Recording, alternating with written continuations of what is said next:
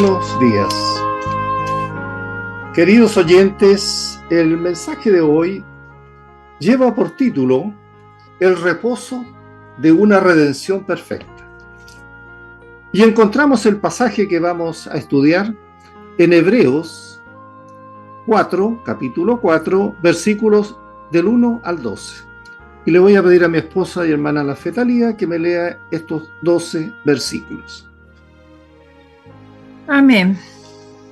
Hebreos capítulo 4, versículos del 1 al 12.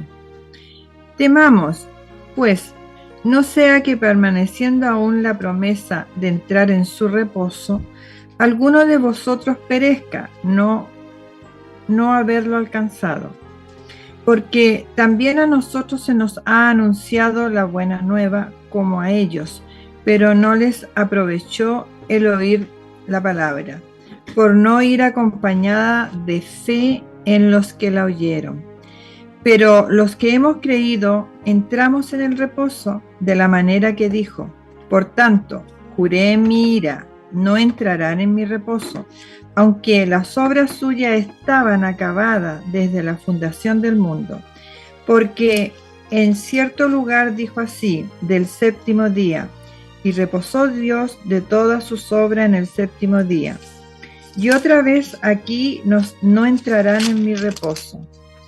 Por lo tanto, puesto que falta que algunos entren en él, y aquellos a quienes primero se les anunció la buena nueva, no entraron por causa de desobediencia. Otra vez determina un día, hoy, diciendo después de tanto tiempo, por medio de David, como se dijo: si oyereis hoy su voz, no endurezcáis vuestros corazones, porque si Josué les hubiera dado el reposo, no hablaría después de otro día. Por tanto, queda un reposo para el pueblo de Dios. Porque el que ha entrado en su reposo también ha reposado de sus obras, como Dios de la suya. Procuremos, pues, entrar en aquel reposo, para que ninguno caiga en semejante ejemplo de desobediencia. Porque la palabra de Dios es viva y eficaz, y más cortante que toda espada de dos filos, y penetra hasta partir el alma y el espíritu, las coyunturas y los tuétanos, y discierne los pensamientos y las intenciones del corazón. Amén. Amén. Oremos. Señor, Dios grande y poderoso, Padre celestial, gracias, Señor, por tu palabra. Enséñanos, Señor. Háblanos, porque tus siervos escuchamos. Señor, entendemos que todo lo que está escrito es para beneficio del hombre, de aquel que cree, de aquel que pone su fe en ti, Señor. Gracias, Padre, porque tú siempre estás ahí entregándonos fortaleza, bondad, amor, misericordia, y nos estás enseñando para que no equivoquemos el camino y no suframos reprensión tuya, Señor. Gracias, Señor. En Cristo Jesús pedimos esto. Amén. Bien. Decíamos, el mensaje de hoy lleva por título El reposo de una redención perfecta. Apreciamos que en esta parte de la palabra de Dios que hemos leído y que está en estudio, se habla de dos cosas importantes para todo creyente: el ingresar en el reposo y recibir con fe la palabra de Dios. La palabra reposo, que viene de la palabra hebrea Shabbat, que es un descanso, se utiliza acá 8 veces en este capítulo. Se mencionan diferentes clases de reposo, incluyendo el reposo del sábado, Shabbat, o el reposo de la creación. También tenemos el reposo de Canaán, que los hijos de Israel no pudieron encontrar en el desierto. El autor de Hebreo indicó a los creyentes que fueran cuidadosos y no se privaran del reposo. Ahora nos preguntamos cuántos cristianos se están perdiendo hoy ese reposo e ignoran lo que significa confiar realmente en Cristo y descansar en Él. El Señor Jesús enseñó que el día de reposo se instituyó para nuestro beneficio, y bien lo podemos leer en Marcos 2:27. El propósito del día del reposo es el darnos cierto día de la semana en cualquier, una forma de centrar nuestros pensamientos y acciones en Dios. No es simplemente un día para descansar del trabajo cotidiano, sino que es un día sagrado que debemos dedicar a la adoración y a la referencia de Dios.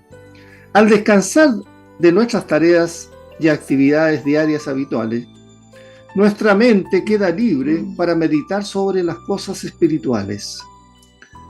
En ese día debemos renovar nuestros convenios con el Señor y así alimentar nuestra alma con las cosas del Espíritu.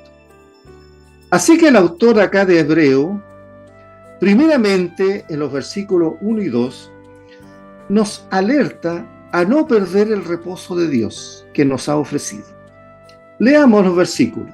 Dice lo siguiente: temamos pues, no sea que permaneciendo aún la promesa de entrar en su reposo, alguno de vosotros parezca no haber alcanzado. Bien sabemos que la incredulidad, que es un enemigo, es el que impide o impidió en este caso que la generación de israelitas que escapó de Egipto pudiera entrar al Canaán, la primera generación que escapó junto con Moisés. Aún entonces permanece la promesa de entrar en su reposo, y nosotros podemos entrar en ese reposo solo por fe. La incredulidad es lo único que puede impedir a cualquier persona lograr ingresar al reposo que Dios ofrece y que Dios tiene para todo hombre y toda mujer. John Owen describió 5 rasgos de este reposo para el creyente. Dijo lo siguiente: este reposo significa para el creyente paz para con Dios. Todos los que hemos creído y aceptado al Señor como Señor y Salvador de nuestras vidas, estamos en paz con Dios. Ya no somos enemigos de Dios. Ya el pecado no impide que podamos tener la relación directa con el Señor. Otra cosa que nos proporciona el reposo es tener la libertad de un espíritu de adoración y de servicio a Dios. ¿Qué más nos beneficia el reposo? Es la liberación de la carga de observar la ley de Moisés, que Dios entregó, a través de Moisés. Ya la ley no nos salva. No es necesario, entonces, en ese fondo, que tengamos que cumplir toda la ley para poder ser salvos. También nos proporciona la libertad de adoración, de acuerdo con lo que establece el Evangelio. Y finalmente, porque tenemos el reposo que Dios mismo disfruta. Ese mismo reposo que Dios disfruta, lo tenemos también nosotros. Así que, como dice este versículo 1, temamos pues, no sea que permaneciendo aún la promesa de entrar en su reposo, alguno de vosotros parezca no haberlo alcanzado. Así que el lugar de reposo es algo maravilloso, que no se debe perder por ningún motivo, por lo cual debemos afligirnos cuando otras personas o nosotros mismos parecemos que aún no hemos logrado el reposo. Dice también el versículo 2, porque también a nosotros se nos ha anunciado la buena nueva como a ellos, pero no les aprovechó el oír la palabra. ¿Por qué no se la aprovechó? Por no ir acompañada de fe en los que la oyeron. El antiguo Israel escuchó la palabra de Dios, pero eso no fue suficiente, porque esa palabra no la recibieron con fe. A ellos se les dio la oportunidad de oír la palabra de Dios, pero como no iba acompañada de una fe en sus corazones, no fue de beneficio para ellos, pues se requería escuchar la palabra de Dios con fe. Por eso encontramos, en Hebreo 11:6, que dice que, pero sin fe es imposible agradar a Dios, porque es necesario que el que se acerca a Dios crea que le hay y que es galardonador de los que le buscan.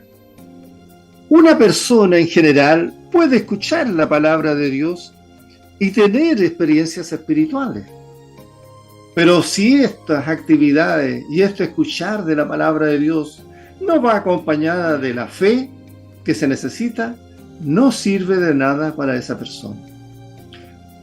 Esto mismo que ocurre nos permite explicar por qué dos personas pueden escuchar el mismo mensaje en el mismo momento, pero una se beneficia mientras que la otra no. Lo que nos demuestra que a mayor fe hay mayor bendición. Basta recordar la alegría que tuvo Israel cuando salió de Egipto, guiados por Moisés, para alcanzar la tierra prometida por Dios. Pero también tenemos que recordar cuántas tumbas fueron excavadas en el desierto. Toda esa primera generación murió por su incredulidad. Era una promesa de reposo fantástica para el pueblo de Israel, pero no fue alcanzada por muchos de ellos, porque aunque ellos escuchaban la palabra de Dios durante estos 40 años de recorrido, el recibimiento de esa palabra nunca estuvo acompañada de fe en sus corazones. También el autor de Hebreo nos dice un segundo punto importante en los versículos 3 al 5. El reposo para el pueblo de Dios es como el propio reposo de Dios. Dice, pero los que hemos creído entramos en el reposo, de la manera que dijo, por tanto juré en mi ira, no entrarán en mi reposo, aunque las obras suyas estaban acabadas desde la fundación del mundo, porque en cierto lugar dijo así el séptimo día, y reposó de Dios de todas sus obras en el séptimo día, y otra vez aquí, no entrarán en mi reposo. Así que los que hemos creído, entramos en el reposo. Solo la incredulidad es la que mantiene a muchos de las personas y creyentes fuera del reposo de Dios. Es la fe de los que creen y confían en nuestro Señor Jesucristo la que finalmente guía a la persona y al pueblo de Dios a este reposo que el Señor nos ofrece. Cuando dice mi reposo, esto corresponde a una cita también de Salmo 95:11. El Salmo 95:11 dice, por tanto, juré en mi furor que no entrarían en mi reposo. Y señala que este reposo es de Dios. Bien sabemos que Dios terminó su trabajo de creación mucho antes de que Israel saliera de Egipto, ¿cierto? Y pudiera entrar en la tierra prometida, o antes de que David escribiera el Salmo 95.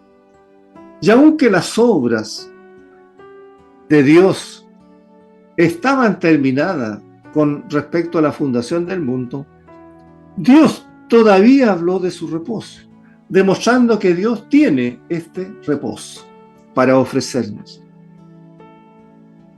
En un tercer punto, de los versículos 6 al 9, el escritor de Hebreo dice, queda un reposo para el pueblo de Dios. Leamos. Por tanto, puesto que faltan algunos que entren en él, y aquellos a quienes primero se les anunció la buena nueva no entraron por causa de desobediencia, otra vez determina un día, hoy diciendo después de tanto tiempo, por medio de David, como se dijo, si oyereis su voz, hoy su voz, no endurezcáis vuestros corazones, porque si Josué les hubiera dado el reposo, no hablaría después de otro día. Por tanto, queda un reposo para el pueblo de Dios. Dios no creó el lugar de reposo en vano. Si los israelitas, a quienes primero se les anunció las buenas nuevas, no ingresaron al reposo ofrecido por Dios, fue por causa de su propia desobediencia. Por lo que entonces alguien más deberá entrar en ese reposo, pues aún faltan todavía a algunos que entren al reposo que Dios nos ofrece. Por eso cuando dice, si oyereis su voz, oí su voz, este es el llamado, el que se hace en el Salmo 95, 7 al 8. Porque Él es nuestro Dios, nosotros el pueblo de su prado, y oveja de su mano, y si oyereis hoy su voz, no endurezcáis vuestro corazón como en Meriba, como en el día de Masat en el desierto. Y esto nos prueba que aún queda un reposo para que pueda entrar el pueblo de Dios, más allá del cumplimiento del liderazgo que tuvo Josué. Cuando Josué era anciano, aún había mucha tierra que conquistar. El pueblo de Israel no había ingresado a gozarse de todas las bendiciones que Dios les tenía reservado para ellos. Josué no podía asegurarlas para ellos. Si Josué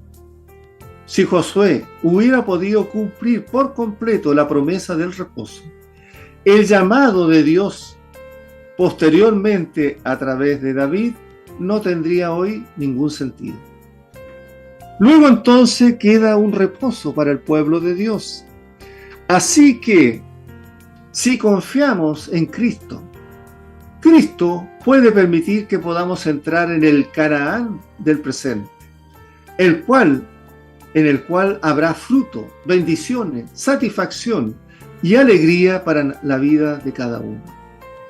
El segundo Josué, que es Cristo, finalizó lo que el primer Josué dejó sin terminar, porque Jesús es mayor que Moisés y el primer Josué. Porque el reposo está en una persona, y esa persona es Cristo Jesús. No es doctrina ni idea. Lo podemos representar de la siguiente manera. Si tenemos a un niño que está preocupado, llorando, porque está perdido, y tú intentas consolarlo para darle reposo, descanso, usando seguramente algunas ideas ilógicas, no te va a servir de mucho lo que tú haces. Pero cuando viene su mamá, el niño vuelve a estar feliz. Por esta razón, es también importante y diríamos esencial que aquellos que predicamos del reposo, como es en mi caso debemos poseerlo. Una cita de Spurgeon nos dice lo siguiente. Decía Spurgeon, no hace mucho tiempo, uno de nuestros ministros estaba predicando sobre la salvación y las obras del Espíritu en el corazón.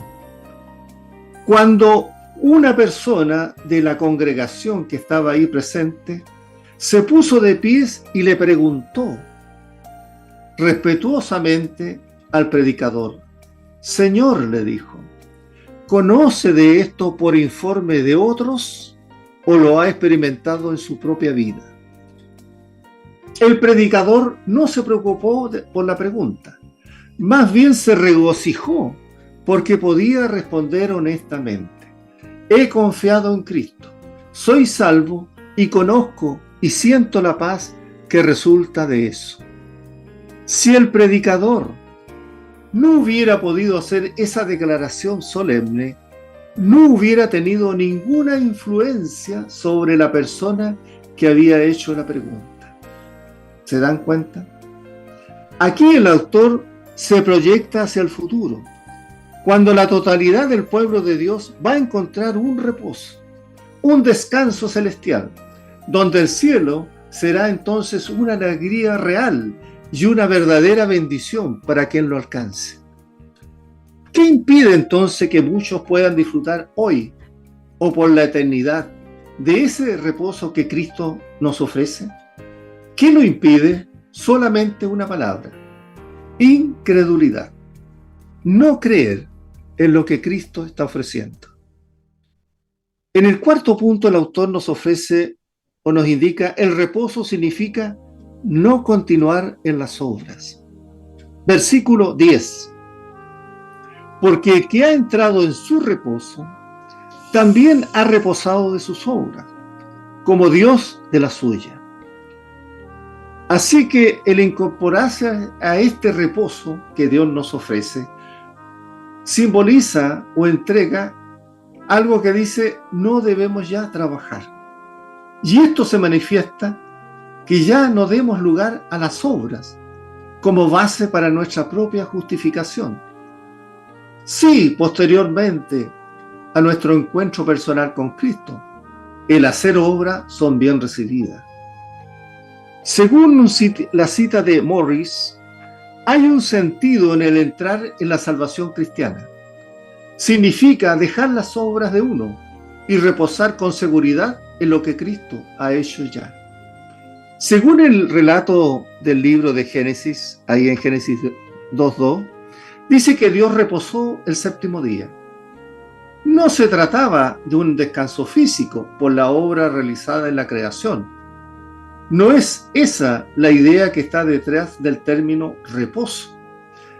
La reflexión engloba aquí la idea de algo completo, algo terminado en todas sus partes. La obra de la creación había terminado, porque Dios nunca más ha estado ocupado en crear algo. Usted y yo vivimos en un universo donde la creación ha sido finalizada, con excepción solo de la nueva creación. Y esa nueva creación comenzó allá en el Calvario, casi 2000 años atrás, en el día, ¿cierto?, de Pentecostés.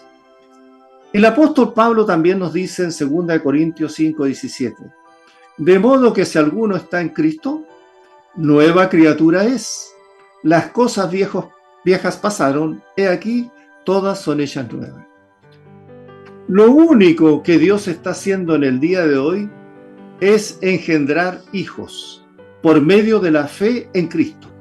Y a estos hijos, Él les ha prometido un reposo, un descanso.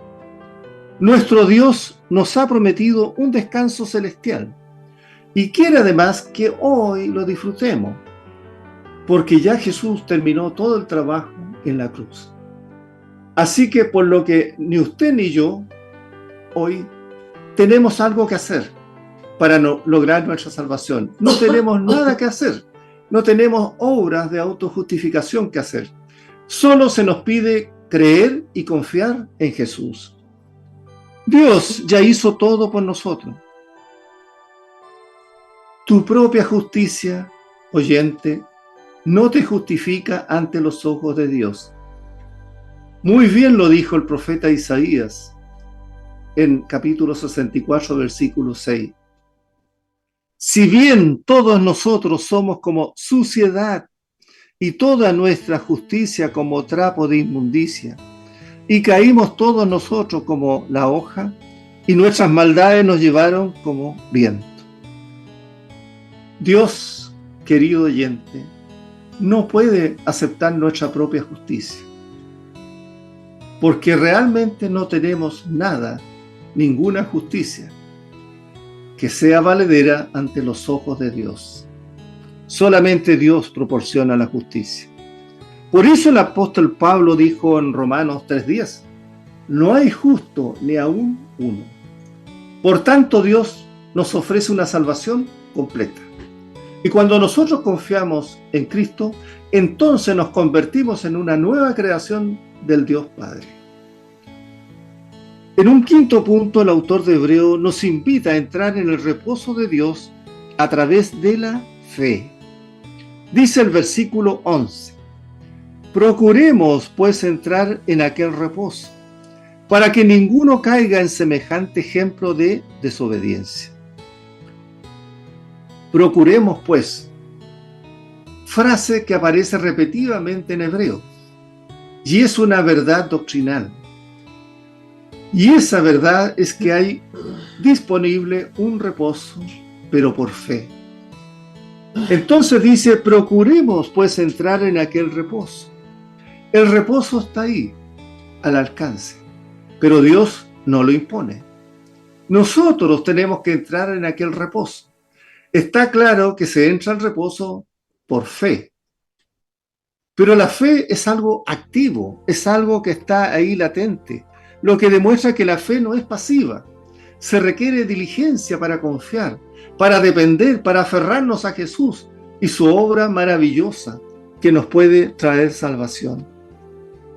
Dice, a fin de que ninguno caiga en semejante ejemplo de desobediencia.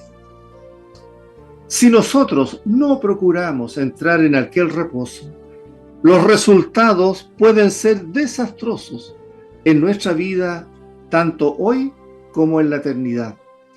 Tal como les pasó a estos primeros israelitas, que salieron inicialmente de Egipto y caminaron por el desierto, pero por su propia desobediencia no pudieron entrar al reposo, a la tierra prometida. Por lo cual, la mayor satisfacción que puede experimentar el Hijo de Dios es estar viviendo en la voluntad de Dios, llevando a fin la obra de Dios, confiando y descansando siempre en el Señor. Esta es justamente la posición que Dios quiere de usted y de mí, que hoy tengamos. ¿Se recuerdan María de Betania? Llegó a vivir esa experiencia. Ella se sentó a los pies de Jesús mientras Marta, su hermana, se encontraba atareada en la cocina. Marta quería servir a Cristo, pero ella sencillamente no sabía lo que era el verdadero reposo, hasta que al fin perdió los estribos. Y entonces se fijó que María estaba simplemente sentada a los pies de Jesús sin hacer nada. Ella ya había realizado su trabajo, y como ella, como el ejemplo de ella, todos necesitamos aprender para poder encontrar satisfacción a los pies de Jesús.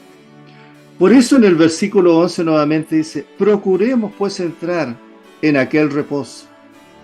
Bien podemos también preguntarnos, ¿es necesario que yo trabaje para comenzar a disfrutar del reposo? ¿Debo trabajar para entrar al reposo? La respuesta, sí. Tal como es necesario luchar para lograr una victoria y después disfrutar de la paz, así tenemos que trabajar para que luego podamos descansar. Dejemos entonces, o debemos entonces en el fondo, sujetarnos de Dios. ¿Cómo? En oración, con fe, para ser utilizados por el Dios viviente. Además dice en el versículo 11, para que ninguno caiga en semejante ejemplo de desobediencia. Lo único que puede impedir disfrutar de ese reposo es la incredulidad.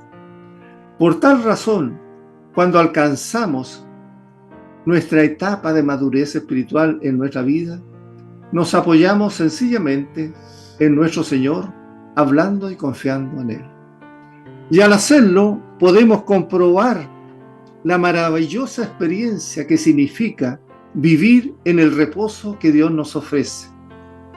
Ahí está la gran riqueza. Y finalmente, el autor nos invita a descubrirlo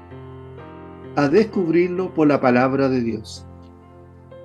Dice en el versículo 12, porque la palabra de Dios es viva y eficaz, y más cortante que toda espada de dos filos, y penetra hasta partir el alma y el espíritu, las coyunturas y los tuétanos, y discierne los pensamientos y las intenciones del corazón. Dice primeramente, porque la palabra de Dios, lo que hace la palabra de Dios es diagnosticar la condición del hombre, tal como lo hace un cirujano experto con mucha precisión, que ha visto el corazón y discierne con precisión la salud espiritual de las personas. Eso es lo que hace la palabra de Dios. Debemos tener presente que aquellos a los cuales se dirigió primero el autor de Hebreo estaban en ese entonces bastante expuestos a seguir en el fracaso de los hijos de Israel y a renunciar a una fe viva y fuerte. Se considera entonces aquí el concepto palabra. En este caso, la palabra se refiere principalmente a la palabra escrita de Dios. Y como la palabra escrita revela a Cristo, es como un recuadro que revela al Cristo viviente. Así que la referencia de este versículo 12, podríamos decir tanto la palabra escrita como la palabra viviente es la que se nos refiere acá, el Cristo mismo. Dice, es viva y eficaz. Cuando la palabra de Dios se expone o expone nuestras debilidades y nuestra incredulidad, muestra la palabra su poder inherente en intensidad y precisión. Y nos recuerda constantemente, a medida que nos sometemos a la palabra de Dios, lo que hacemos, ¿cierto? ¿A través de qué? Que la palabra no es tener un conocimiento intelectual, ni aprender hechos bíblicos. No, eso no es el concepto de que la palabra quiere. Dice que es eficaz. La palabra griega energes significa que es activa, que da energía.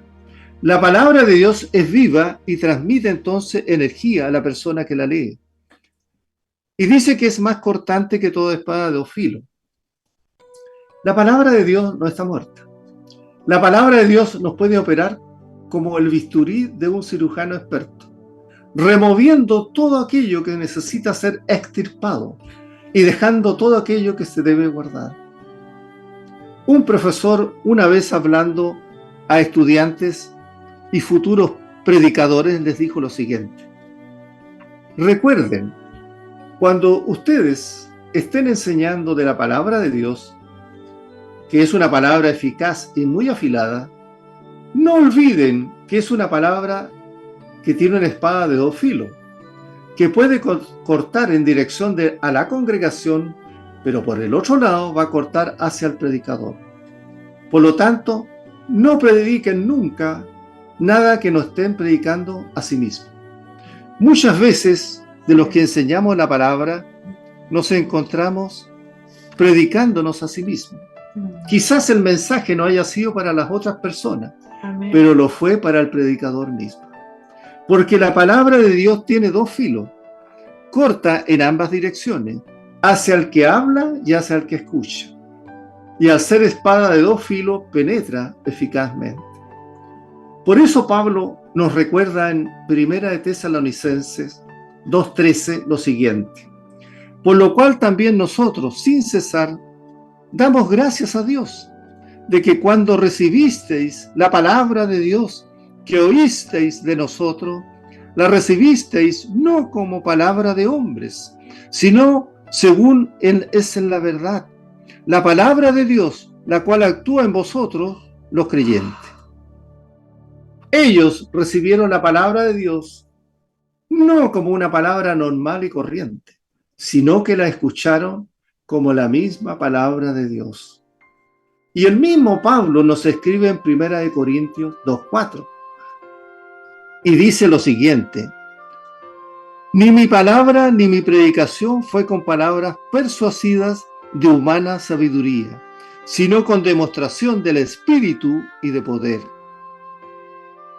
Gracias a que han podido escuchar la palabra de Dios por algún medio, muchas personas han tenido un conocimiento personal de Cristo, por lo que finalmente han sido conducidos a una posición donde han podido disfrutar de una vida cristiana permanente de salvación para ellos, y han podido entonces entrar en el hermoso círculo de estudiar la palabra y de orar y conversar con Dios. Alguien ha dicho alguna vez: la palabra de Dios los mantendrá apartados del pecado, o bien el pecado los mantendrá apartados de la palabra de Dios. El único que lo aparta a usted del pecado es la palabra de Dios. En caso contrario, el pecado lo aparta a usted de la palabra de Dios. Hay muchos creyentes que en el día de hoy no dedican mucho tiempo al estudio de la palabra de Dios, porque la mayor instrucción y fortaleza que puede tener todo creyente en Cristo es justamente permaneciendo en la lectura de la palabra, escudriñándola y meditándola, a fin de que pueda ser de gran crecimiento y fortaleza para cada uno. Por eso es importante leer todo lo que dice el Antiguo y Nuevo Testamento. Quizás no podamos dimensionar el alcance que esto puede tener en la vida de cada creyente. La práctica de esta disciplina es fundamental y estamos seguros de que será una gran experiencia para quien lo realice, viendo los efectos que esa palabra de Dios, que es una espada de dos filos, va a tener en la vida de quien practica la lectura, el discernimiento y la reflexión de la palabra escrita de Dios. Dice también, y penetra hasta partir el alma y el espíritu.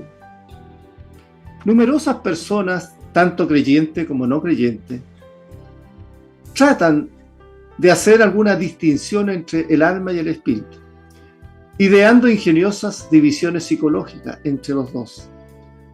Personalmente estimo que solo la palabra de Dios puede dividir el alma y el espíritu, y que ningún hombre o mujer puede hacerlo. Y este punto de vista se acerca cada vez más a la verdad cuando se pretende explicar sobre la parte sobre la parte del alma en el ser humano y de cómo Dios nos ha dado el Espíritu Santo. Entonces detectamos que ya no podemos hacer una distinción clara entre el alma y el espíritu, por lo que entendemos que solo la palabra de Dios lo puede hacer. En la Biblia hay muchas ocasiones en las que las palabras alma y espíritu son usadas como sinónimos. En otros pasajes resulta claro que el alma y el espíritu están separados y no son lo mismo. Así que reiteramos que solo la palabra de Dios puede dividir el alma y el espíritu. Finalmente, también dice las coyunturas y los tuétanos. La palabra de Dios tiene poder para entrar en nuestra propia carne y hacer una distinción. En el Salmo 32:3 dice, mientras callé, se envejecieron mis huesos y en mi gemir todo el día. Y discierne los pensamientos y las intenciones del corazón. Discernir viene de una palabra griega que significa crítica. En todos los tiempos, y con mayor razón en el día de hoy, tenemos críticos de la palabra de Dios. No obstante, la palabra de Dios es la que critica. Nos critica a usted y a mí. Ninguno de nosotros está en una situación de poder criticar o juzgar la palabra de Dios, pues hay muchos argumentos que nos impiden criticar la palabra de Dios. Y uno de estos es que no hay otro libro como la Biblia. Recordemos que la palabra de Dios fue escrita en un periodo aproximado de 1500 años. Aproximadamente 45 autores diferentes, algunos de los cuales nunca oyeron hablar de otros escritores, porque los posteriores, los que murieron primeramente, no sabían los que venían posteriormente. Pero todos sí estuvieron de acuerdo y todos presentaron la misma historia salvadora de gloria. Es por ello que ninguna persona puede colocarse en el papel de juez frente a la Biblia. Nadie sabe lo suficiente como para asumir la función de juez frente a la palabra de Dios. Pero este libro sí ocupa frente a nosotros un papel de juez. Así que es el pecado, son los problemas espirituales del corazón los que mantienen hoy a las personas alejadas de Cristo. No son problemas intelectuales, no es el texto bíblico el que los mantiene lejos, es el problema de pecado de las personas. Porque la mente es la que piensa y la que decide en las personas. Por eso la palabra de Dios penetra en las profundidades del ser humano y trata con el corazón. El Señor Jesús mismo nos dijo en Mateo 15, versículos 18 al 19. Pero lo que sale de la boca del corazón sale, y esto contamina al hombre, porque del corazón salen los malos pensamientos, los homicidios, los adulterios, las fornicaciones, los hurtos, los falsos testimonios, las blasfemias. Porque del corazón salen los malos pensamientos, los homicidios, los adulterios. la inmoralidad sexual, los robos, los falsos testimonios, las blasfemias. Es una larga lista de impureza, pero eso es lo que hay en el corazón de usted y en el mío. El mismo Jeremías, ¿cierto? El profeta grande, en 17:9 dice: engañoso es el corazón más que todas las cosas y perverso. ¿Quién lo conocerá? Ningún ser humano puede conocer su corazón, pero Dios sí. Así que en resumen, estimados oyentes, Jesús es el Señor del día de reposo, ya que el día de reposo representa el descanso que Jesús nos ofrece. Jesús se convirtió en nuestro descanso cuando hizo todo lo necesario para nuestra salvación. Él cumplió la ley y los profetas, porque el fin de la ley es Cristo, para justicia de todo aquel que cree. Nosotros descansamos espiritualmente en Él. Él nos ha asegurado una bendición eterna. La incredulidad es la que mantiene a muchas personas fuera del reposo de Dios, de ese reposo que Dios ofrece para todos. Ingrese, usted que me escucha, al reposo que Dios ofrece. Ya no necesitamos hacer obras para nuestra propia justificación.